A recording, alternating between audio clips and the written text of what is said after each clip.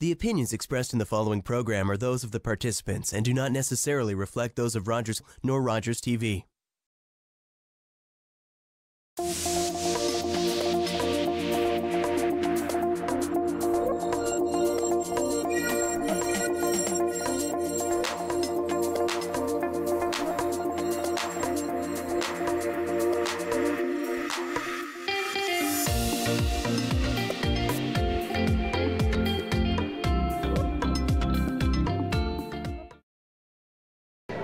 Habari, hello, Sekpase, and welcome to another edition of Fontonfrom. Today, we are going to be bringing you highlights from the 10th anniversary of the Global Community Alliance Gala, which has been taking place during Black History Month to close Black History Month observance in the city of Ottawa. Here's some highlights. Connection to the event. I'm Kelly Pratt, and I'm one of the main organizers. My husband and I organized the Global Community Alliance 10 years ago, and it's an annual event, and this is our 10th anniversary this year, so we're having a special celebration here. What made you decide to even have this event 10 years ago in the first place? It was over the breakfast discussion about how Black history needed a closing ceremony, something that they used to have when the original organizers had a dinner to kind of celebrate the closing of Black History Month. And we figured if nobody else is going to do it, we might as well step up and just get it done.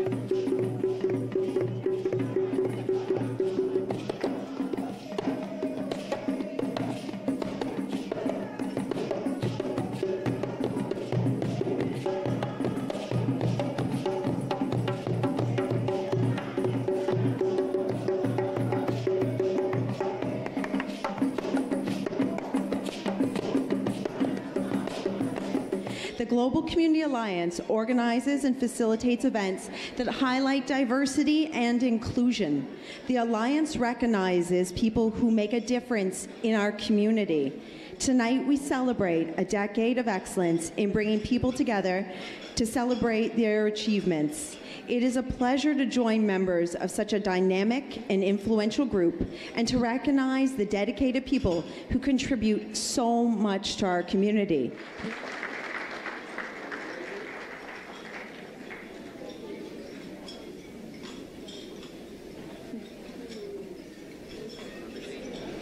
I reflect on when I first became aware of Black History Month and its significance.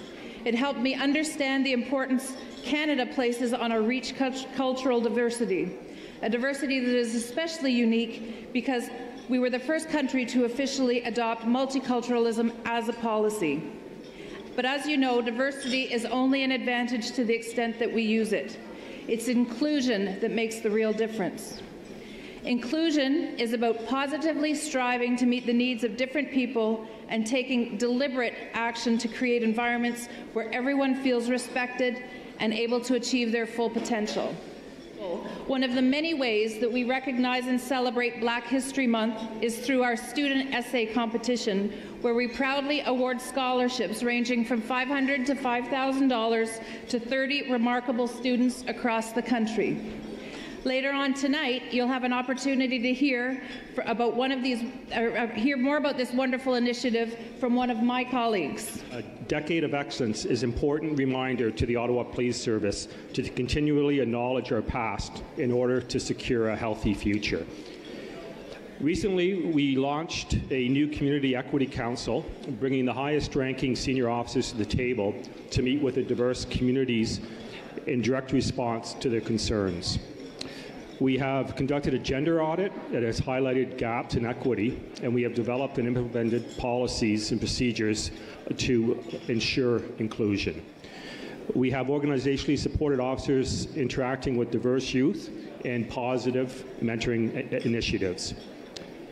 For the first time in the history of the Ottawa Police, we have a Black woman in the ranks of senior leadership.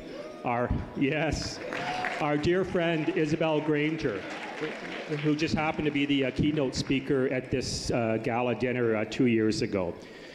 We have a Somali sergeant, and this is a first in Canada. More racialized officers have been promoted into our senior management and positions of influence than ever before.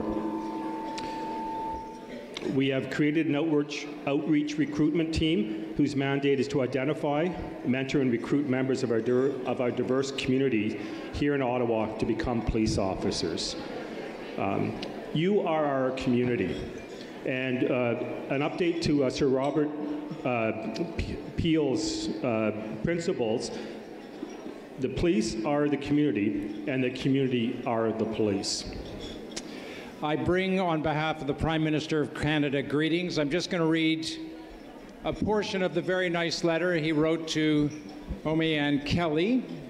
Specifically, tonight we gather to celebrate the countless contributions and rich cultural heritage of our Black Canadian community, which is and will continue to be a crucial part of our nation's collective identity. And mesdames et messieurs, je pense que ces mots de nos premiers ministres disent tout. So when we're finished here, I'll present this letter to the magnificent couple who've organized it now for 10 years, and now I'd like to pass the microphone to Greg. Merci beaucoup, Andy, puis bonsoir tout le monde. Joyeux mois de l'histoire des Noirs. Happy Black History Month, everyone. You know, it's a great joke. You know, we tend to pick the coldest and the shortest month of the year.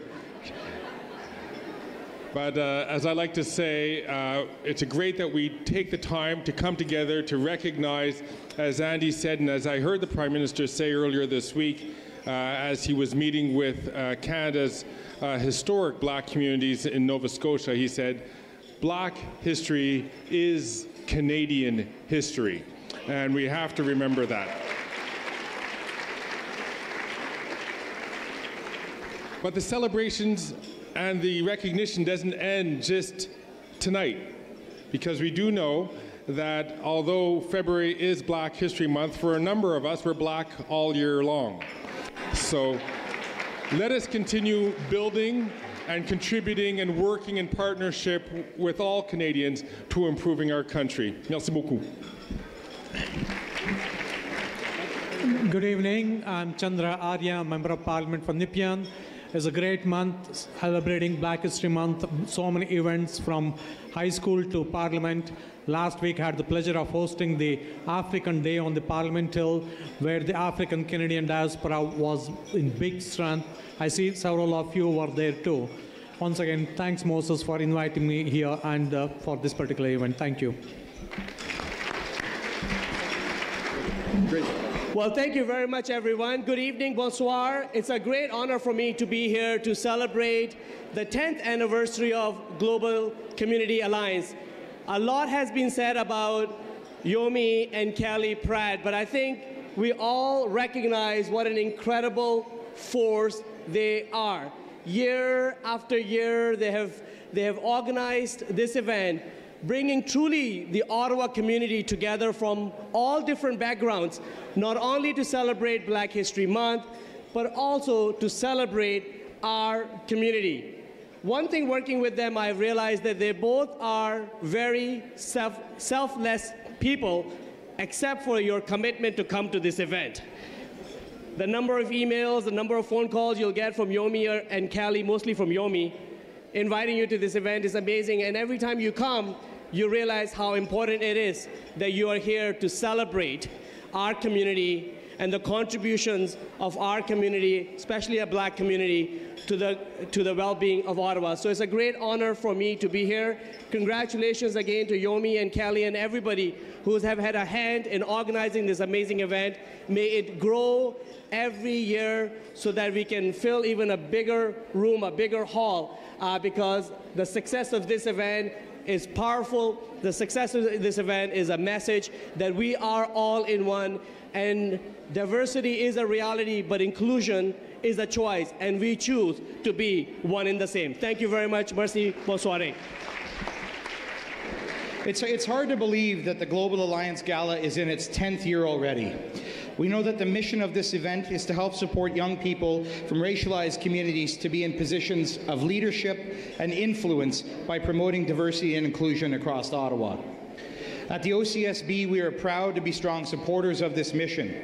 Through our strategic commitments of Be Well, Be Community, and Be Innovative, we work with our students and staff to champion diversity, equity, and inclusivity. Our Equity and Inclusion Committee works very hard to develop strategic plans and initiatives to ensure diversity goals are evident within our classrooms and our school communities. We are proud to have many students being honored this evening, and we are very grateful to the Global Community Alliance for this recognition. Through the Canadian STEM program, we have the privilege of telling the stories of the people, the events, and the accomplishments that make our country the great nation that it is. And through stamps, we often get the chance to celebrate Canada's diversity and inclusiveness. Sometimes those stories hit closer to home,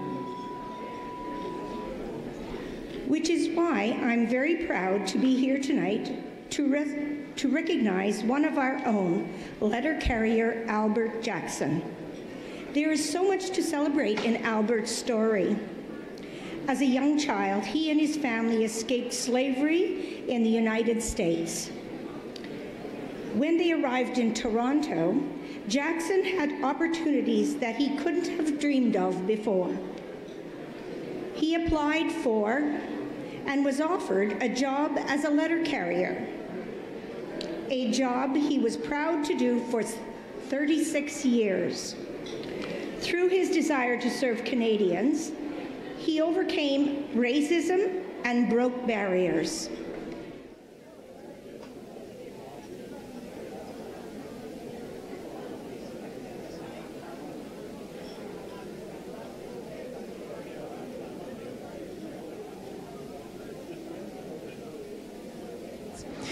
One of the things that, as I have come newly into the district and I'm learning Ottawa and learning the ways and means of the Ottawa-Carleton District School Board, one thing that has become very clear is the importance to our school board of community voice. And certainly that is what is being celebrated tonight in 10 years of the Global Community Alliance efforts and their work to bring community voice together and to the fore. In education, community voice informs what we do. We are informed by some of the structural pieces that we have, like our Parent Involvement Committee and our school councils, our advisory committees, that are all formal structures. But as we celebrate Black History Month, one of the things that Black communities are very aware of is the organic voices, the organic structures that we have, the structures that come out through our places of worship, through our places of study, through our neighborhoods, through our living rooms, that those are the places where our voices come together to make change. We'd like to congratulate the Global Community Alliance on its continued work to bring voices to the fore in Ottawa. We'd like to wish you continued success in networking these voices. We would like to continue to network with you. We'd like to congratulate your work in advocating for difference and in championing community excellence as we are celebrating excellence tonight.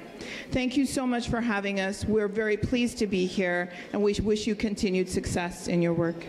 And I want to thank Yumi and everyone here for organizing another excellent gala in the celebration of Black History Month. We live in an exceptionally diverse community here in Ottawa. I know my riding, people come from 125 countries, they speak 90 languages, there's dozens of faiths, and we all live together, we work together, you know, our children play together, and tonight we're celebrating together, and I'm really pleased to be here. Thank you very much. And I didn't have anything prepared other than I had a mouthful of potatoes when I heard my name. And I went, oh my gosh. Anyways, Natalie.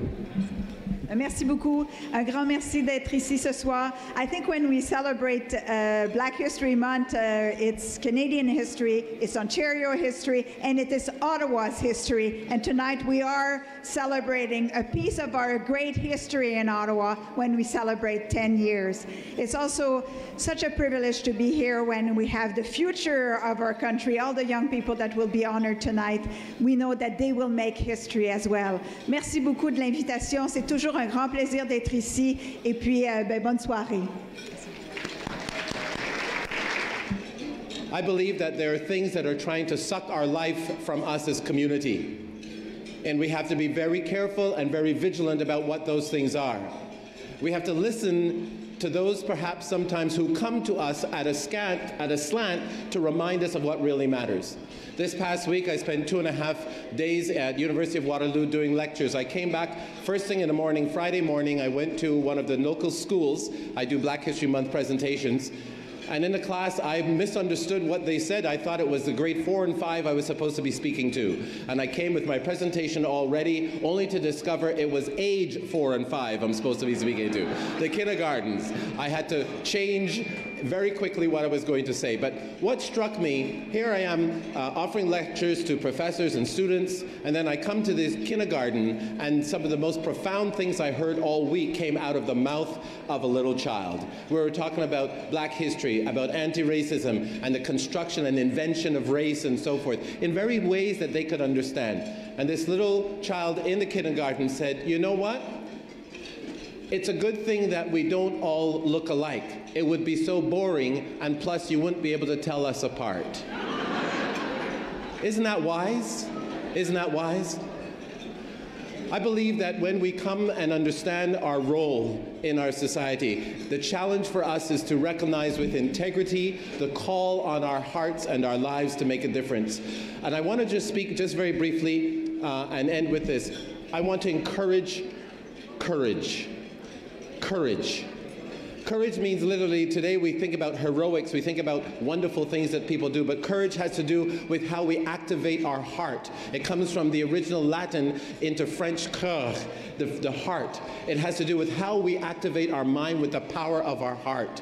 And encourage means how do we put heart into others? How do we live in such a way that we encourage others so that their hearts can be lifted and ebullient and displaced and deferred into the world in particular ways?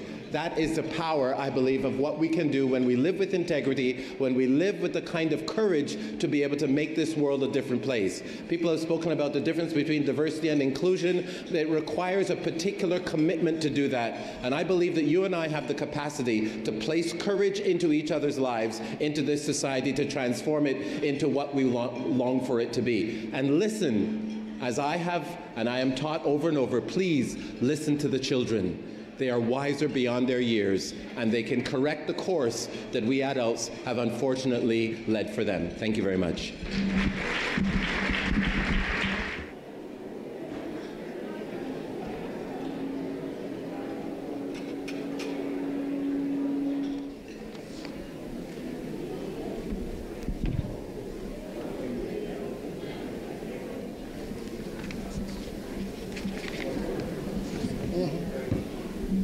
The essay competition invites high school students applying to university or colleges to tell us the story on how Black Canadians have helped define Canada's heritage.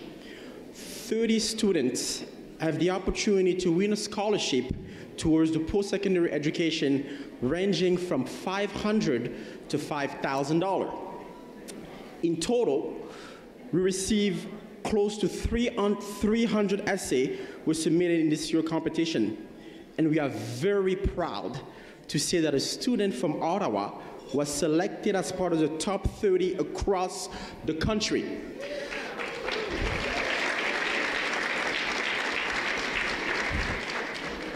Her essay was chosen because it was especially compelling and informative. So please help me congratulate and welcome Lindsay Astley of l'École Secondaire Catholique Pierre Savard to the stage.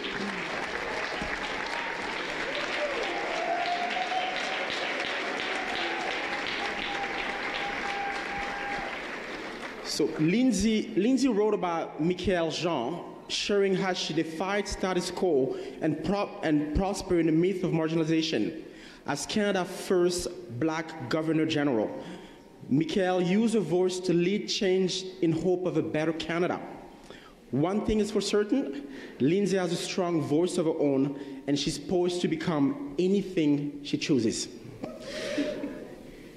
The essay competition not only helped us reflect on the past achievement of Black Canadians, but it also highlights for us different perspectives and experiences while inspiring young Canadians to pursue the goals and dreams.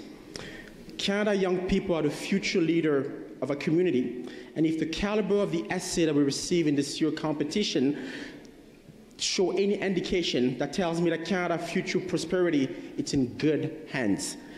Now, I would like to present Lindsay with a scholarship for $500. Thank you very much.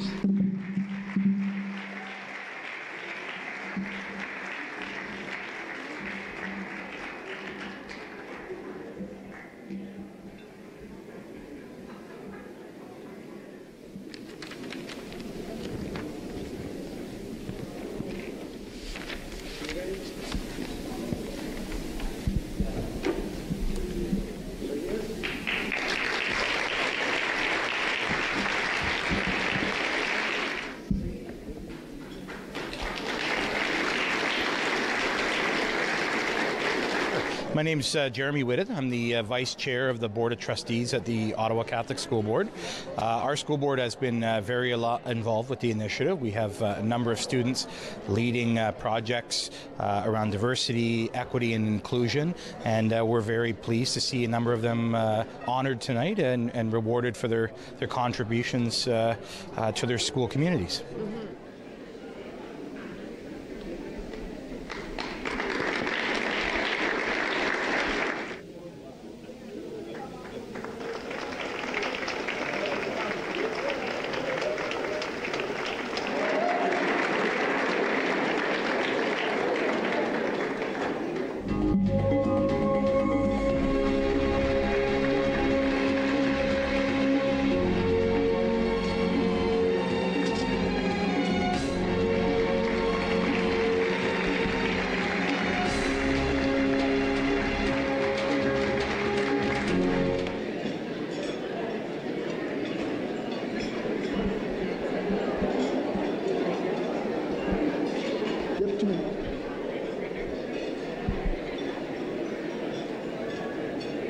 I'm Lynn Scott. I'm chair of the Ottawa Carleton District School Board and very proud indeed to be attending the gala this evening.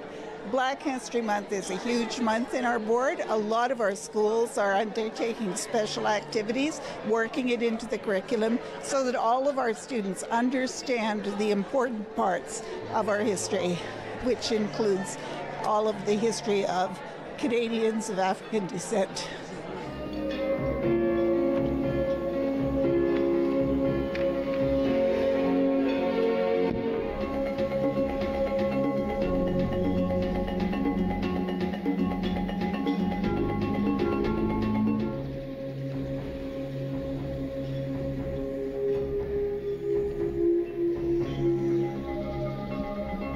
I'm not shy about having a social agenda with my career. There was a point in time where it looked as though climbing the corporate ladder would require a position behind the scenes. I rejected that path because I know what it would have meant to me to see someone with similar features in this position reflected in mainstream media in a facet other than entertainment, sports, and fictional criminals. And I also believe it's hard to be what you can't see, that we can't achieve a paradigm shift or a change in people's minds if there isn't that mainstream public platform to showcase what we can achieve and have already achieved. And while I stand before you on this soapbox, I want to acknowledge some may be hearing this speech and think it's been a lifetime of taking things the wrong way.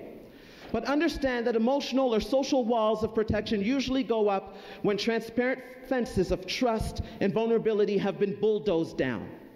And I don't want you to leave here thinking that my life to date has been consumed with awkward or negative interactions, because that's not the case. I promise for every bad one, there are 10, at least 10 good ones.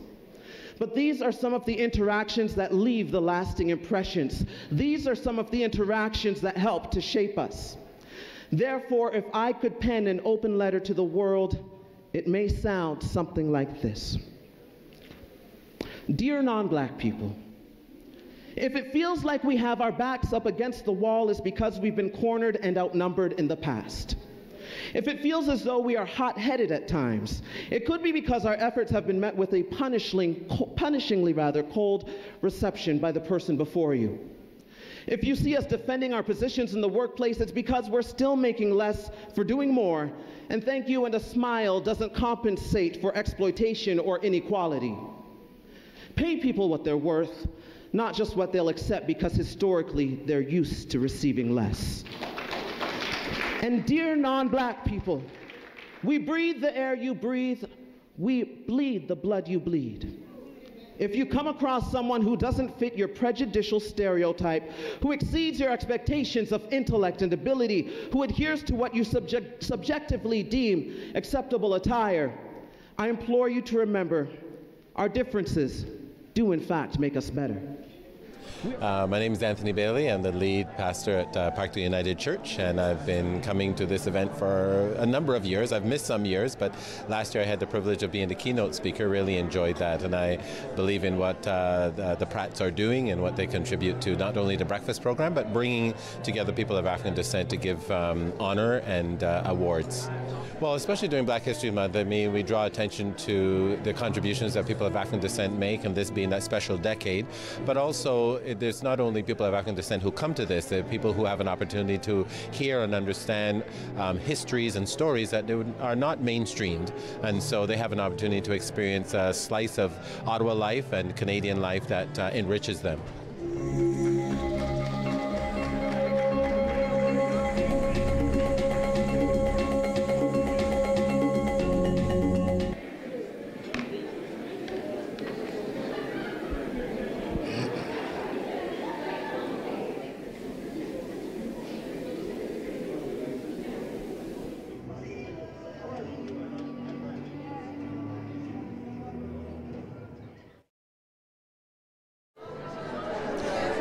You enjoyed the show today. We'd love to hear from you, so please write us and tune in again next time for another edition of Fontonfrom right here on Rogers TV. Kwaheri and bye for now.